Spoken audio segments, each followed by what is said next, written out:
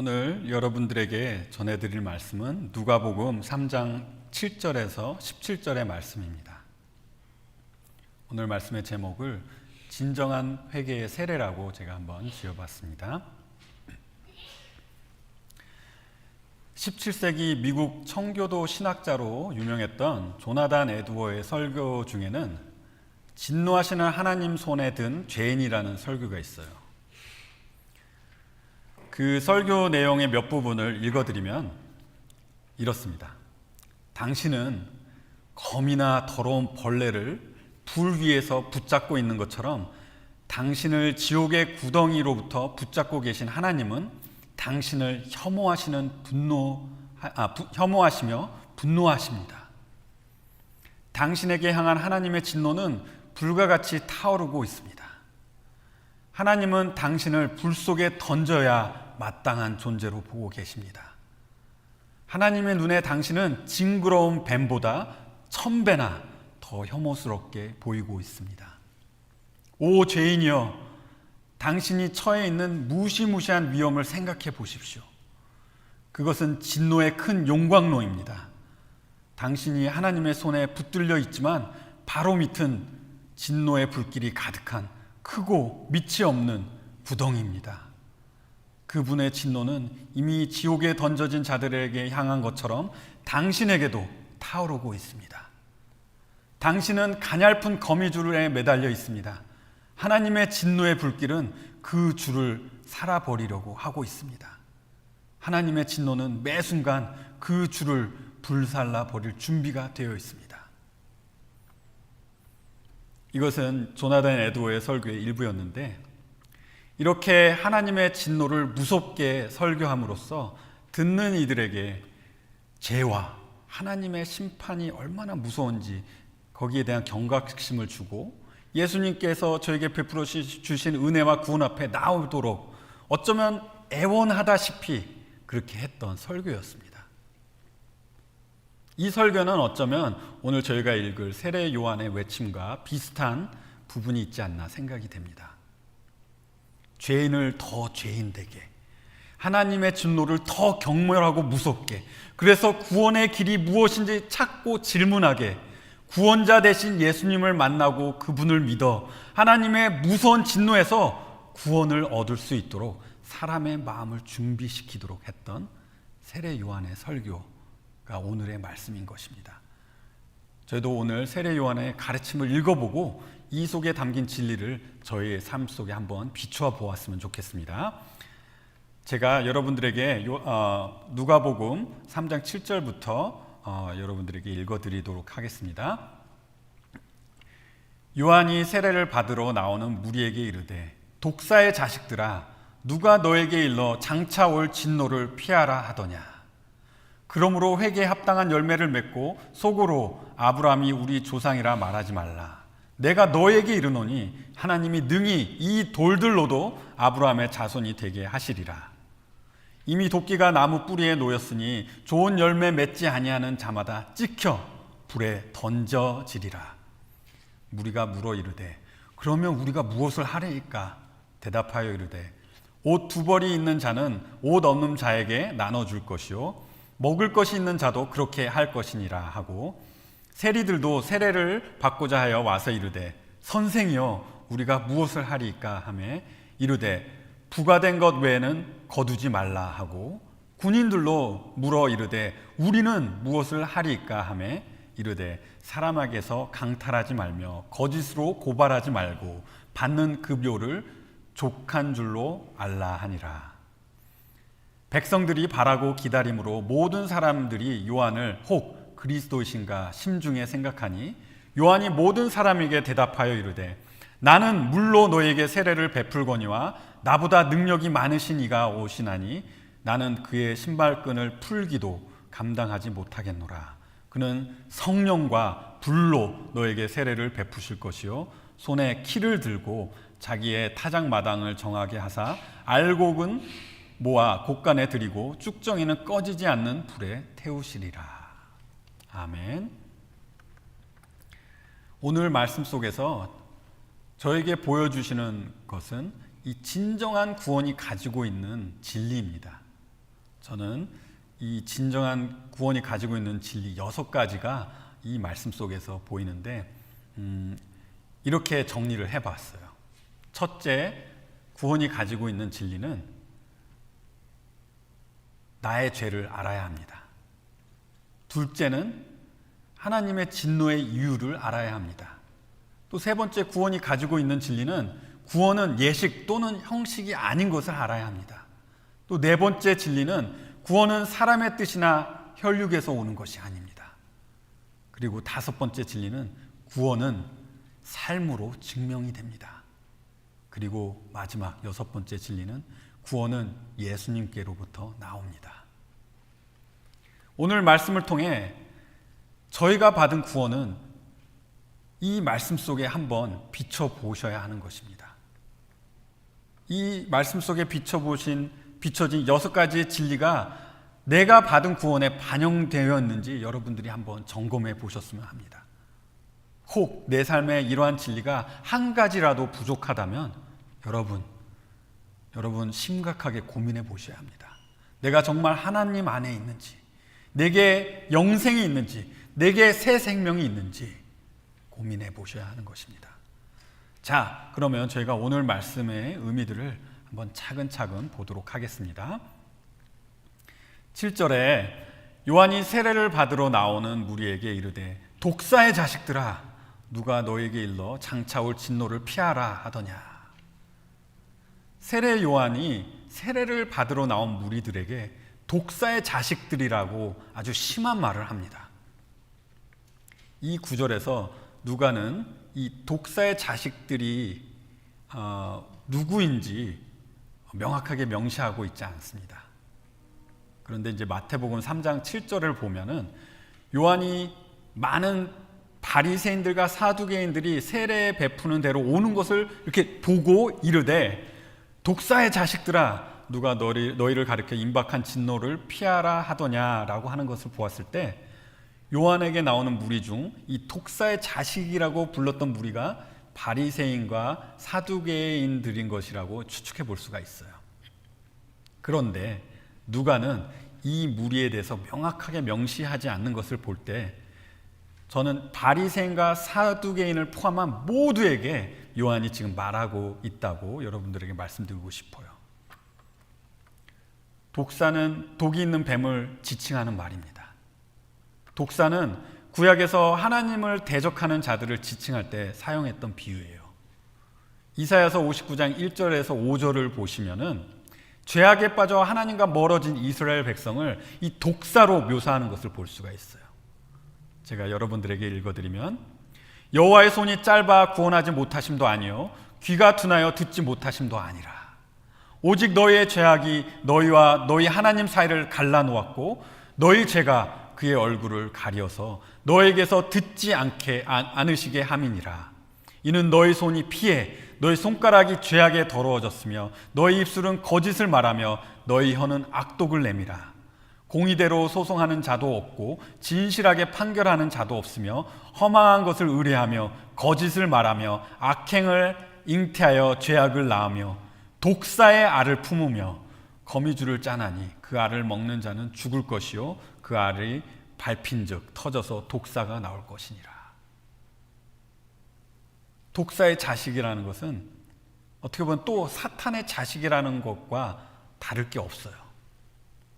그리고 사탄의 자식들에게는 심판이 임하는 것을 이스라엘 사람들은 다 알고 있었습니다. 그래서 세례 요한은 하나님을 불순종하고 죄악된 자들에게 이 독사의 자식들이라고 말하는 것은 그들에게 심판이 다가오고 있다는 것을 경고하고 있는 것이죠. 독사의 자식들아 누가 너희에게 일러 장차 올 진노를 피하라 하더냐. 세례 요한이 그들에게 질문을 던지고 있어요.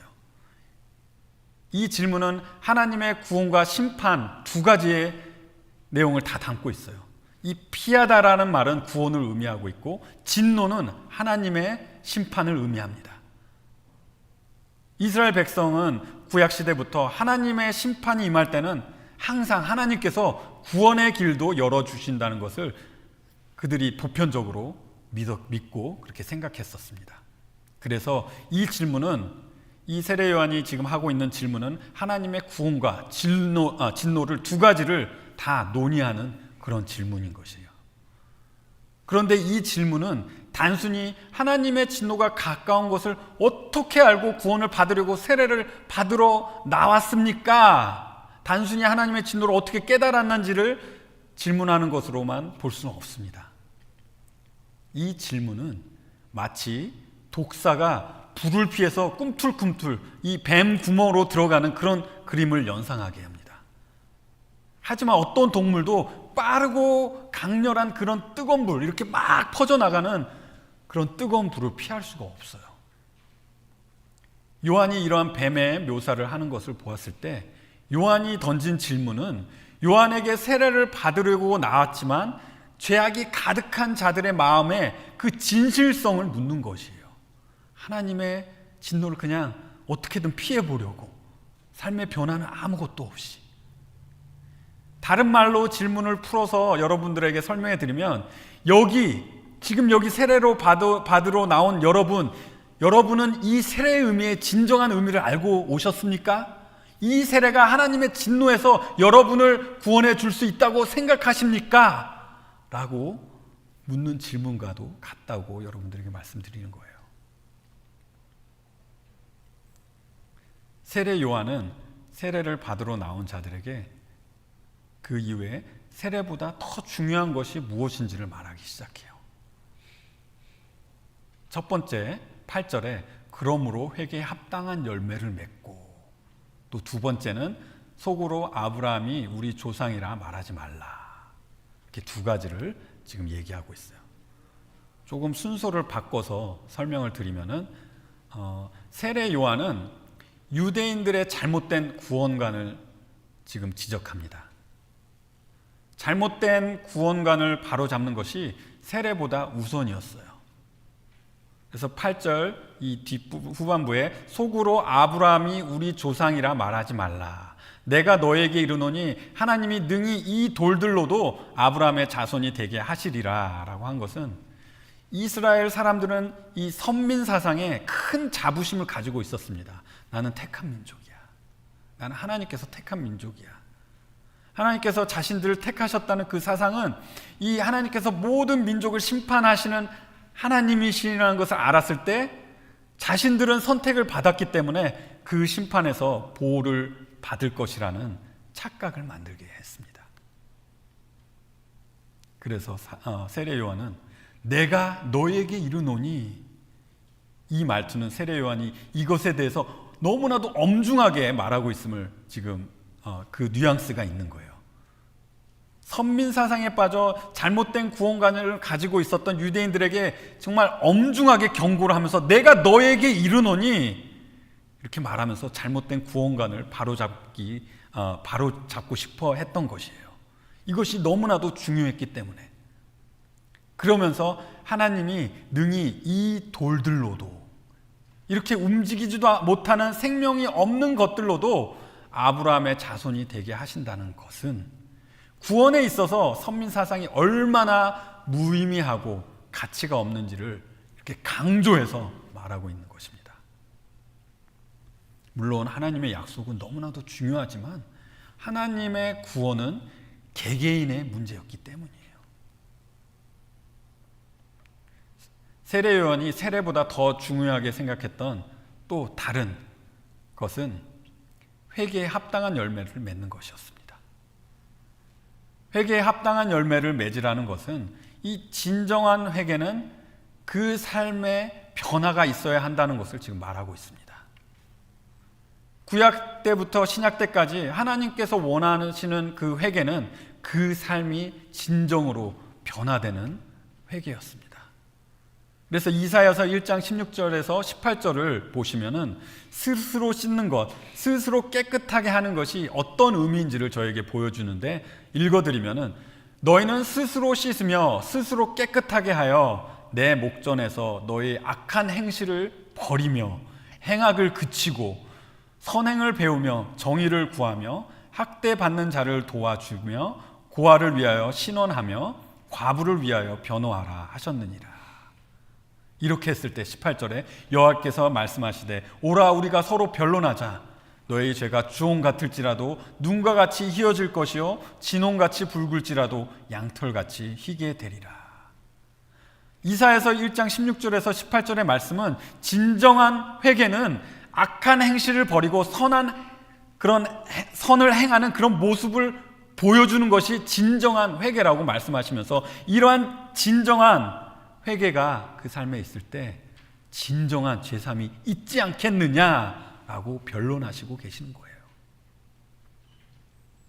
에스겔 33장 19절에서도 만일 악인이 돌이켜 그 악에서 떠나 정의와 공의대로 행하면 그가 그로 말미암아 살리라.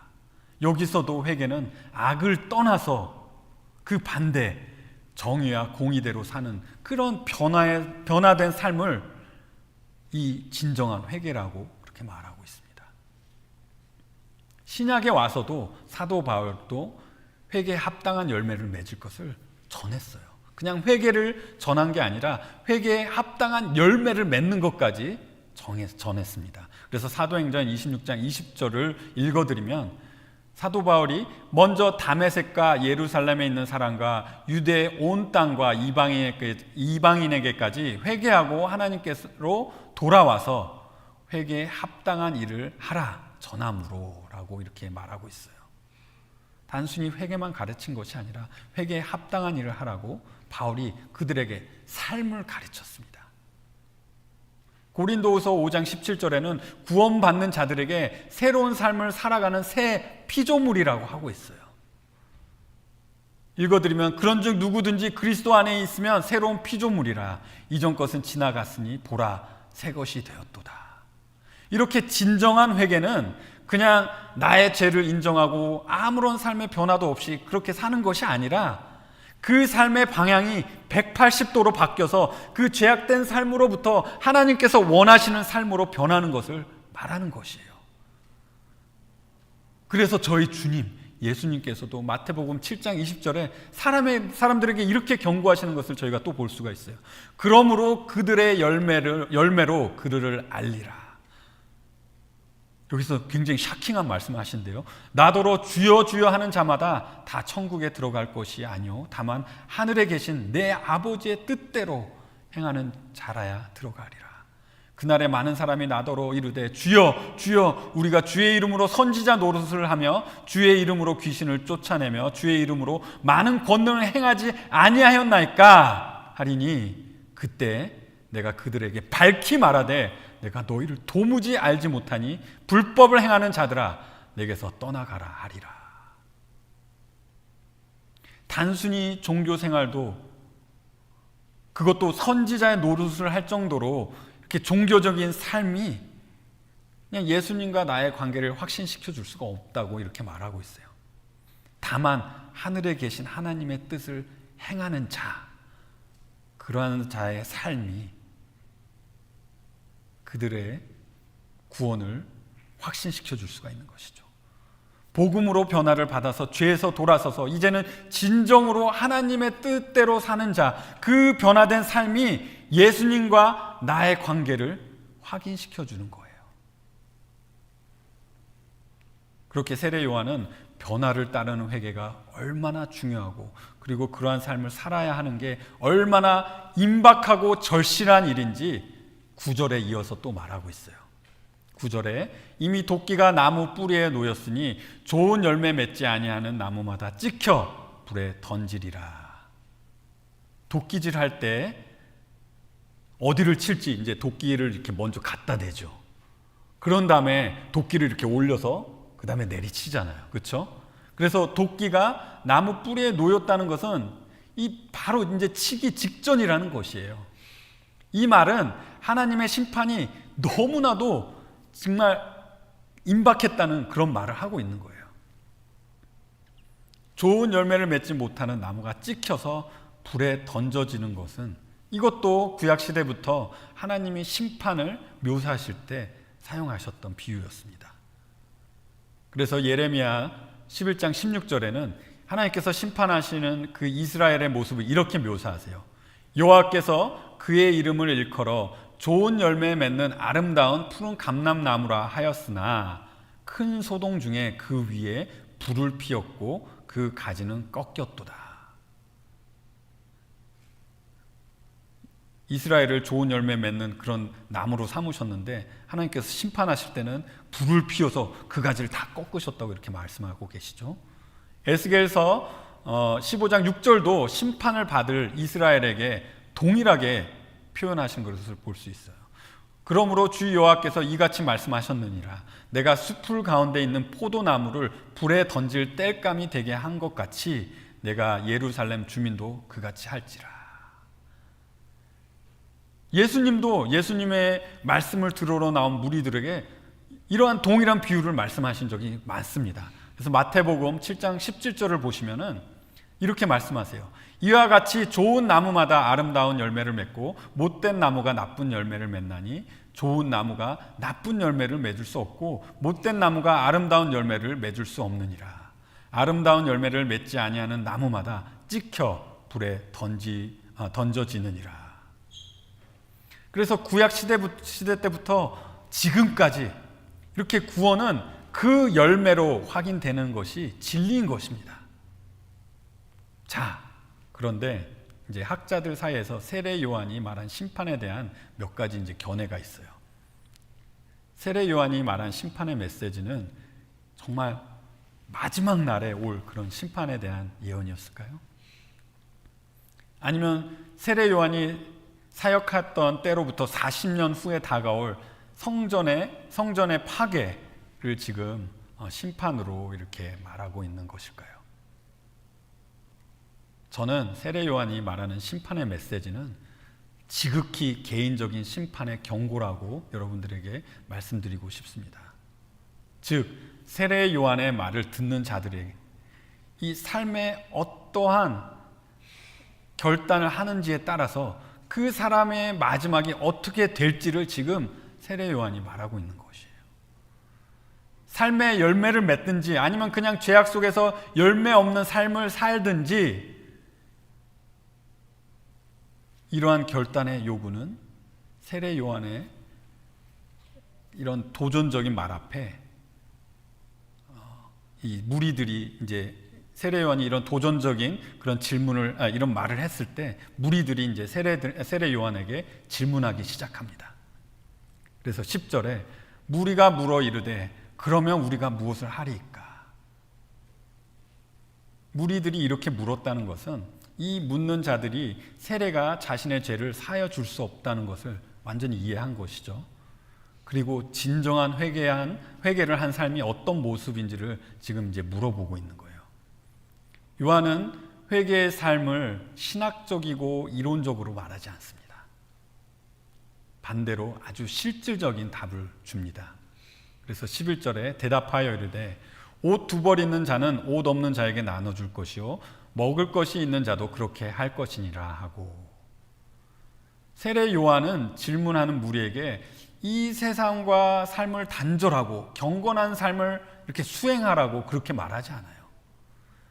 단순히 이웃의 필요를 채우라고 말합니다. 그것도 가장 기본적인 삶의 필요, 입는 것과 먹는 것을 채우라고 말합니다. 여러분, 이것이 어떤 율법에 적용되는 말이죠? 하나님께서 주신 율법, 이웃 사랑의 원리가 적용되는 행동이죠. 이것은 자발적인 행동이지만 이러한 자발적인 행동 속에는 그 사람의 마음에 무엇이 있는지를 보여주는 것입니다. 자, 그런데 세례 요한에게 와서 질문을 한 또 다른 특정 그룹이 여기 이제 두 그룹이 나와요. 이 그룹은 세리와 군인들이었습니다. 그 시대에 가장 환영받지 못한 사람들에게 진정한 회개의 삶, 열매 맺는 삶이 무엇인지를 세례 요한이 알려줌으로써 진정한 회개가 무엇인지 더 구체적으로 이제 가르쳐 주고 있는 것이죠. 세리들도 세례를 받고자 하여 와서 이르되 선생이여 우리가 무엇을 하리까 하매 이르되 부과된 것 외에는 거두지 말라 하고, 그 당시 세리들은 로마 정부로부터 고용된 유대인들이었어요. 그들은 로마 정부를 위해서 세금을 거두면서 자신들의 비용을 거기에다 이제 부과해서 세금을 거뒀습니다. 그런데 여기에 부과되는 것에는 기준이 없었어요. 그래서 이 부가세에는 이 세리들의 남용이 굉장히 많았습니다. 자신들의 이득을 채우기 위해 굉장히 많은 것을 부과했던 것이었죠. 그래서 이제 세리들은 유대인들의 사회에 마치 민족을 배신한 배신자, 나라를 팔아먹는 그런 도둑놈들로 이렇게 취급을 받았어요. 그런데 이런 세리들에게도 영적인 필요가 있었습니다. 자신들의 욕심으로 지은 죄에서 벗어나고 싶은 그런 마음이 있었습니다. 그래서 요한에게 나와서 물었을 때 겸손과 간절함으로 그렇게 나왔어요. 그래서 세례 요한을 선생님이라고 이렇게 최고의 존경을 표하는 것을 저희가 읽을 수 있는 것이죠. 요한은 이들에게 세리의 직업을 그만두라고 하지 않습니다. 그 대신 그들이 남용하고 있는 이 공권력을 이제는 정당하게 사용하라고 이렇게 말하고 있습니다. 요한은 사회 정의를 구현하여 정부를 무너뜨리고 세금도 걷지 말고 내지도 말라고 그런 식으로 말하지 않습니다. 단지 세례 요한이 이 세리들에게 요구한 것은 하나님의 율법인 이웃 사랑의 원리에서 나오는 그런 기본적인 것을 요구한 것입니다. 자신의 이익을 채우기 위해 이웃의 것을 착취하는 것을 멈추라고 했던 것이에요. 자, 두 번째 무리는 군인들이었어요. 14절에 군인들도 물어 이르되 우리는 무엇을 하리까 하매 이르되 사람들에게서 강탈하지 말며 거짓으로 고발하지 말고 받는 급여를 족한 줄을 알라 하니라. 그 당시 이제 군인들은 이제 로마 군인, 또 헤롯의 군인들, 또 세리를 보호했던 유대인 군인들이 이렇게 있었던 것 같아요. 근데 학자들은 아마 지금 여기에서 묻는 군인들은 세리를 보호했던 군인들이 아닌가 이렇게 이제 추측을 하는데, 이제 세례 요한에게 질문했던 세리들과 함께 같이 있고 이렇게 세례 요한의 말을 듣다가 우리는 무엇을 하리까라고 이제 묻는 걸로 이렇게 해석을 하는 것이죠. 세례 요한은 군인들에게도 공권력 행사에 있어서 정당한 행동을 하라고 말합니다. 세리에게 했던 말과 같이 군인의 직업을 버리라고 하지 않습니다. 하지만 폭력을 써서 이웃의 것을 착취하는 것을 금하고 자신의 이익을 위해서 거짓말을 하여 이웃을 고발하는 것을 금하라고 이렇게 말합니다. 또 마지막으로 자신의 수입에 만족하라고 합니다. 그 당시 군인들의 급여는 기본적인 삶을 충당할 정도였어요. 굉장히 미니멈이었죠. 그래서 공권력을 남용하는 그런 일들이 많았어요. 그래서 자신들의 그런 이익을 챙기는 것이었죠. 그래서 세례 요한은 군인들에게 자신의 이익을 위해 공권력을 남용하는 그 유혹을 받지 않게 그냥 자신의 급여에 만족하라고 하는 것이죠. 다시 말하면 무례하지 말고 정직하고 감사하는 삶을 살으라고 말하고 있는 것이에요. 이것도 마찬가지로 이웃사랑의 원리에서 나오는 삶인 것이에요. 자, 저희가 여기까지를 정리해 보면 구원을 받기 위해 필요한 5가지의 진리를 저희가 뽑아 볼 수 있는데, 첫 번째, 저희는 죄를 알아야 합니다. 여러분, 제가 여러분들에게 독사의 자식이라고 불렀으면 여러분들 어떻겠습니까? 저 젊은 전도사가 어른 앞에서 예의도 없이 이렇게 버릇없는 말을 하지 않으시겠어요? 하지만 저희가 구원을 받기 위해서 저희 자신이 얼마나 죄인인 것을 알아야 합니다. 저희는 독사의 자식, 아니요, 벌레만도 못한 하나님의 원수된 아무 자격 없는 죄인이라는 것을 인정하지 못한다면 저희는 구원을 받을 수가 없어요. 두 번째는 하나님의 진노를 알아야 합니다. 하나님은 거룩하십니다. 하나님은 정의로우십니다. 하나님의 거룩과 정의는 저희와 같은 죄인들에게 너무나도 위험한 하나님의 신성이십니다. 하나님은 거룩하시기 때문에 죄 많은 저희를 받아주실 수가 없으십니다. 하나님은 정의로우시기 때문에 죄 많은 저희를 받아주실 수 없을 뿐더러 그 죄에 대한 정당한 대가로 저희를 처벌하셔야 합니다. 이것이 하나님의 정의인 것입니다. 저희는 저희의 죄는 하나님을 사랑하고 이웃을 사랑하라고 명하신 하나님의 명령을 어긴 것이 저희의 죄인 것입니다. 그렇기 때문에 저희 모든 죄는 하나님께 지은 죄입니다.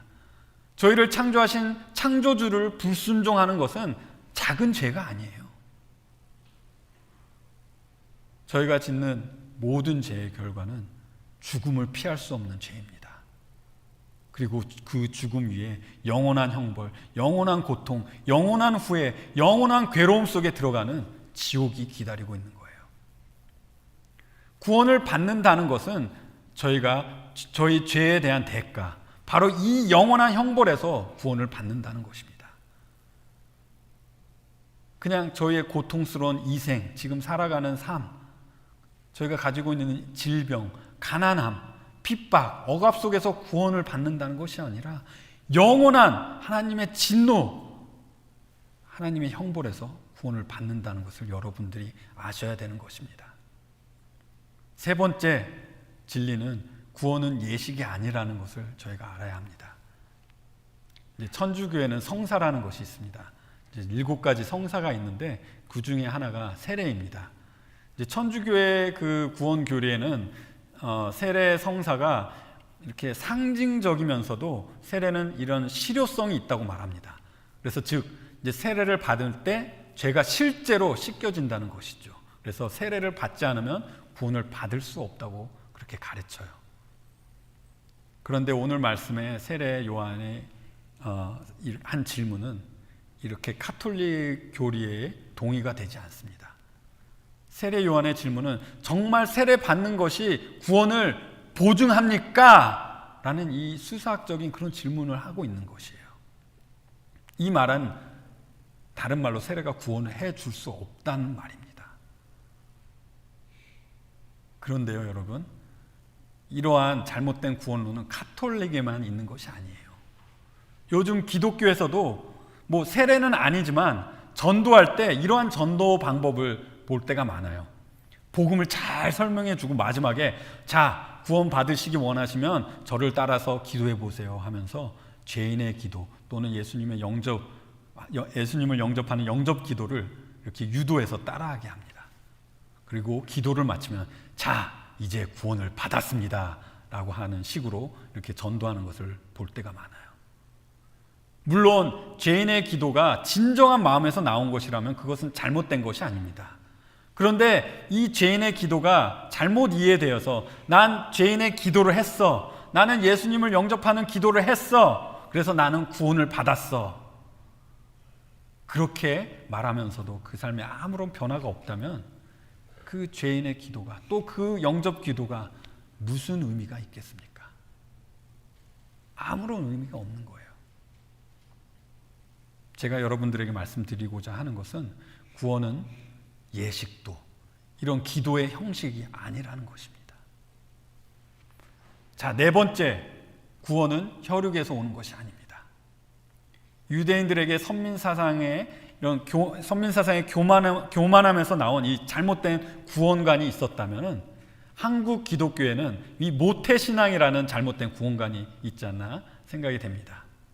모태신앙이라는 것은 있을 수가 없습니다. 구원은 부모에게서부터 물려받는 것이 아니기 때문이에요. 그뿐만 아니라 내가 어떤 교회에 속해 있다고 해서 구원이 보장되는 것이 아닙니다. 훌륭하고 유명한 목사님이 목회하시는 교회 교인이라고 절대 구원이 보장되지 못합니다. 구원은 항상 개인적인 문제이고 하나님과 나의 관계 문제인 것이기 때문이에요. 다섯 번째, 구원의 확신은 삶으로 증명이 됩니다. 구원은 행위로 받는 것이 아닙니다. 이것을 여러분 혼돈하시면 안 돼요. 구원은 하나님께서 자격 없는 자에게 내려주시는 하나님의 전적인 은혜이고 하나님을 믿는 믿음을 통해서 받는 것이 구원이에요. 구원에 있어서 저희가 하는 것은 하나도 없습니다. 100% 처음부터 끝까지 하나님을 믿는 그날부터 하나님을 뵙는 그날까지 하나님께서 홀로 이루시는 것이 구원입니다. 그렇기 때문에 사람이 인위적으로 구원을 받을 수가 없어요. 내 뜻대로 구원을 받을 수가 없어요. 사람의 뜻으로, 사람의 행위로 구원을 받을 수가 없습니다. 그런데요, 구원은 놀라운 생명입니다. 마치 하나님께서 죄로 인하여 죽었던 사람에게 아무것도 할 수 없는, 숨쉬지 않는 그런 죄로 인하여 죽었던 사람에게 하나님께서 생명을 불어 넣어주시는 그런 놀라운 기적과 같은 것이 구원이에요. 구원이 이렇게 기적과 같은 생명이기 때문에 죄로 인하였던 그 죽었던 삶이 변화될 수밖에 없는 것입니다. 그런데 구원을 받았다고 하면서 그 생명의 능력이 내 삶 속에 드러나지 않는다면 그것이 어떻게 진정 구원을 받았다고 할 수 있겠습니까? 내 삶 속에 하나님을 사랑하고 하나님의 말씀에 귀를 기울이고 싶고 하나님의 말씀을 순종하기를 원하고 하나님을 알아가기를 원하고 하나님을 예배하기 원하고 하나님을 섬기기 원하고 예수님께서 거룩하신 것처럼 나도 그 모습을 닮아 죄에서 멀어지고 순결해지고 내 삶 속에서 나의 형제 자매들을 사랑하고 형제 자매들의 필요를 채우고 형제 자매를 아끼고 내 삶 속에 또 믿지 않는 이웃들을 사랑해서 그들에게 애써 복음을 전하고 그들을 위해서 기도하고 이러한 모습이 내 삶에 없는데 어떻게 사람을 변화시키는 하나님의 구원의 능력을 내가 받았다고 할 수 있습니까? 자, 요한의 메시지는 열매를 맺는 진정한 회개를 전하는 것이 전부가 아니었습니다. 요한은 앞으로 오실 메시아에 대하여 사람들에게 전하면서 메시아의 길을 진정으로 예배를 하는 사람이었어요. 15절을 보시면은 백성들이 바라고 기다림으로 모든 사람들이 요한을 혹 그리스도이신가 심중에 생각하니 사람들의 마음속에는 자신들을 구원해 줄 메시아를 굉장히 기다렸다는 것을 여러분 이미 잘 아셨을 거예요. 지난번 몇 번 거듭해서 그 시대의 배경을 보았을 때 그들의 마음속에 정말 메시아를 바라는 그 마음이 간절했다는 것을 여러분 이미 아시죠? 근데 이 사람들이 요한의 메시지를 들어보니 마음에 막 희망이 생기고 소망이 생기는 거예요. 그리고 요한이 그렇게 기다렸던 메시아가 아닐까 이제 생각을 하기 시작합니다. 그런데 요한은 이 모든 사람들에게 이렇게 대답합니다. 이르되 나는 물로 너에게 세례를 베풀거니와 나보다 능력이 많으신 이가 오시나니 나는 그의 신발끈을 풀기도 감당하지 못하겠노라. 그는 성령과 불로 너에게 세례를 베푸실 것이요. 요한이 대답한 것 내용 중에는 자신이 그분의 신발끈을 풀기도 감당치 못한다고 하는 고백을 해요. 이제 보통 노예들이 주인의 신발끈을 묶기도 하고 풀기도 했는데 자신을 메시아에게 비교했을 때 자신은 노예만도 못한 사람이라고 이렇게 말하는 거예요. 요한은 사람들에게 너무나도 큰 존경을 받고 그렇게 주목을 받았던 사람이에요. 그런데 그랬던 요한이 메시아와 자신을 비교했을 때 자신은 얼마나 정말 낮은 사람이고 메시아로 오시는 그분이 얼마나 능력이 있으시고 탁월하신 분이신 것을 지금 이렇게 자신을 낮춰서 강조하고 있는 거예요.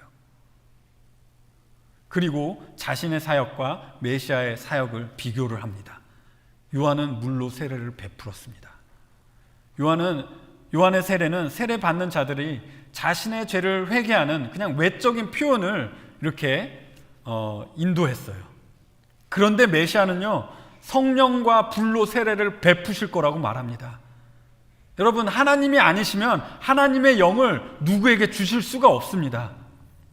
하나님의 영이 예수님을 나의 주로 시인하게 하시고 하나님의 영이 그리스도인을 믿음을 잃지 않고 끝까지 견디게 하시고 하나님의 영이 하나님의 영광을 위해 필요한 모든 것을 주십니다. 하나님의 영이 구원받은 모든 성도들을 새롭게 하십니다. 이러한 영은 사람이 줄 수가 있는 게 아니에요. 하나님만이 주실 수 있는 것이에요. 요한의 세례와는 너무나도 다른 세례입니다. 또 여기서 불로 세례를 베푸신다는 것은 심판을 의미합니다. 어떤 학자들은 이 불 세례를 사도행전 2장에 나오는 오순절에 성령님이 임하신 것과 연관을 시키기도 하는데 오순절에 성령이 임하신 모습을 이렇게 불에 혀처럼 갈라지는 그런 모습으로 묘사를 했는데, 이것은 그냥 단순한 묘사예요. 이렇게 표현되는 묘사를 불세례로 보기에는 신학적으로 좀 이렇게 해석이 어려워요.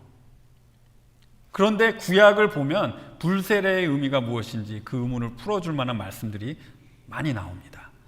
이사야서 4장 4절에 이스라엘 백성에게 임할 예언의 말씀을 볼 때 불세례가 심판이라는 것을 저희가 알 수가 있어요. 이사야서 4장 4절을 읽어드리면, 이는 주께서 심판하는 영과 소멸하는 영으로, 이렇게 불에 타서 태우는 영을 말하는 거죠, 시온의 딸들의 더러움을 씻기시며 예루살렘의 피를 그 중에서 청결하게 하실 때가 됨이라. 심판하심으로써 더러운 것을 아주 제거해 버리시는, 그래서 더 청결하게 하신다는 그런 말씀이시죠. 근데 여기서 소멸하는 영으로 이렇게 표현을 하세요. 이렇게 메시아가 베푸는 세례는 사람에게 하나님의 영을 주시는 세례이고, 또 죄인을 불로 심판하는 세례이며, 또 요한이 물로 주는 세례와는 그렇게 너무나도 차원이 다른 그런 사역이었습니다. 요한은 이렇게 탁월하신 메시아가 자기보다 더 집중을 받으시길 원했어요. 자기에게 세례를 받으러 오는 사람들이 생명을 주시는 구원자이시며 또 모든 영혼들을 심판하시는 심판자 대신 메시아를 바라보기를 원했던 것이었습니다. 17절은 구원자 되시고 심판자 되시는 메시아의 사역을 이 타작마당의 비유로 설명을 합니다. 17절에 손에 키를 들고 자기의 타작마당을 정하게 하사 알곡을 모아 곡간에 들이고 쭉정이는 꺼지지 않는 불에 태우시니라. 추수 후에 일꾼들이 이제 타작마당을 정해서 손에 키를 들고 이제 곡식을 떨 때 무거운 알곡은 아래로 떨어지고 쭉정이는 바람에 날려서 또 알곡과 쭉정이를 분리를 이렇게 해서 나중에 쭉정이를 불살라 버리는 그런 그림을 여기서 보여주고 있어요. 이 그림은 메시아의 사역이 성도들과 믿지 않는 자들을 분리해서 성도를 영원한 생명으로 구원하시고 믿지 않는 자를 영원한 지옥불로 심판하심을 재설명하고 있습니다. 예수님도 알곡과 쭉정이의 비유를 여러 번 사용하셨어요. 그래서 예수님의 사역으로 인하여 이 무리가 갈려질 것을 지금 세례 요한이 이 말로 저에게 암시를 해주고 있는 것도 여기에 포함이 되는 것이죠. 저희는 이 세례 요한이 메시아에 대해서 증언한 것을 볼 때 이 말씀이 저에게 비춰주시는 진정한 구원이 가지고 있는 그 진리, 그 마지막 6번째 진리를 여기서 찾아볼 수가 있어요. 다시 여러분들에게 첫 번째부터 말씀드리면, 첫 번째 구원의 진리는 나의 죄를 알아야 했습니다. 두 번째 구원의 진리는 하나님의 진노의 이유를 알아야 했습니다. 세 번째 구원의 진리는 구원은 예식도 또 형식도 아닌 것을 저희가 알아야 했습니다. 네 번째 진리는 구원은 사람의 뜻이나 혈육으로 오는 것이 아닙니다. 다섯 번째 진리는 구원은 삶으로 증명이 되는 것입니다. 그리고 마지막 여섯 번째 진리는 구원은 저희의 그리스도 메시아 대신 예수님께로부터 나오는 것입니다. 세례 요한은 앞으로 십자가에서 세상의 모든 죄를 짊어가고 가실 그 메시아를 바라보면서 이 말을 했어요. 아쉽게도 세례 요한은 메시아 대신 예수님께서 모든 것을 이루시는 것을 또 보지 못하고, 또 예수님께서 부활하시는 것도 보지 못하고 그렇게 죽었어요. 그리고 세례 요한은 자신의 죽음이 가까이 오자 초조해지는 모습까지 보였던 것을 저희가 기억합니다. 하지만 세례 요한은 분명히 알고 믿고 있었습니다. 메시아가 진정으로 구원자이시며 믿는 우리의 모든 죄를 다 사해 주실 것을 알고 있었습니다. 여러분, 저희는 이미 모든 것을 다 이루신 예수님의 사역을 믿는 자들이에요. 어쩌면 요한의 상황보다 더 좋은 상황에 있어요. 이미 다 이루어 놓으신 그 과거에 예수님의 그 사역을 바라보면서 더 구원의 진리를 확실하게 바라볼 수 있는 위치에 저희가 서 있어요. 여러분, 그렇기 때문에 그 어떤 것도 저희의 구원이, 다른 것이 저희 구원을 이룰 수 없다는 것을 여러분들 더 확신하셔야 하는 것입니다. 오직 예수님만이 우리의 구원이신 것을 여러분들은 더, 그 어떤 시대보다도 더 확신하셔야 하는 것입니다. 여러분, 이렇게 6가지 구원의 진리를 오늘 말씀을 통해서 보았어요. 여러분, 저는 설교를 마치면서 저도 여러분에게 세례 요한과 같이, 또 조나단 에드워드와 같이 도전을 드리고 싶어요. 제가 감히 여러분들에게 독사의 자식들아라고 이렇게 부를 수는 없지만은, 여러분, 오늘 여러분들에게 주신 이 말씀 속에 여러분들의 삶을 비춰보셔야 합니다. 그리고 혹시 여러분들의 삶 속에 오늘 전해드린 이 진리가 하나라도 부족하다면 구원에 대해서 다시 한번 점검해 보셔야 합니다. 이것은 부끄러운 일이 아닙니다. 이것은 삶과 죽음의 일입니다. 함께 기도 드리시겠습니다. 하나님 아버지, 오늘 말씀을 통해서 저희 구원 속에 있는 진리들을 바라보았습니다. 하나님 아버지, 저희가 감사드리는 것은 구원이 저에게 선물이고 하나님의 전적인 은혜고 하나님께서 저에게 베푸시는 하나님의 처음부터 끝까지의 사역인 것을 주님께 감사드립니다. 하나님의 구원은 실패할 수도 없고, 하나님의 구원은 반만 구원하시는 그런 하나님이 아니시라 끝까지 저희를 붙잡고 계시는 하나님의 구원이시라는 것을 주님, 저희가 감사드립니다. 하나님, 하지만 저희가 이 진리에 저희 삶을 비춰보았을 때 저희가 이 정말 실패할 수 없는 구원 속에 있는 것을 저희가 확신할 수 있도록 주님, 저희 성도님들을 인도하여 주시옵소서. 그 삶 속에 많은 열매들이 더욱 더 많이 드러나게 하여 주시고, 하나님을 더욱 더 사랑하게 하여 주시고, 이웃을 더욱 더 사랑하게 하여 주셔서 그 삶 속에 하나님이 내 가운데, 내 삶의 중심 가운데 계시다는 것을 확실하게 알게 하셔서 정말 우리 성도님들의 삶이 그 구원의 확신 속에서 행복하고 복이 있는 그런 삶을 살 수 있도록 주님께서 인도하여 주시옵소서. 혹 그렇지 않으신 분이 있다면 주님, 그 마음을 움직여 주시고 진정한 구원이 무엇인지 다시 한번 말씀 속에서 찾게 하여 주시고, 그래서 그 삶에 정말 생명과 같은 변화가 그 삶을 주장할 수 있도록 주님 인도하여 주시옵소서. 주님, 감사드리며 이 모든 것을 예수님의 귀하신 이름으로 기도드렸습니다. 아멘.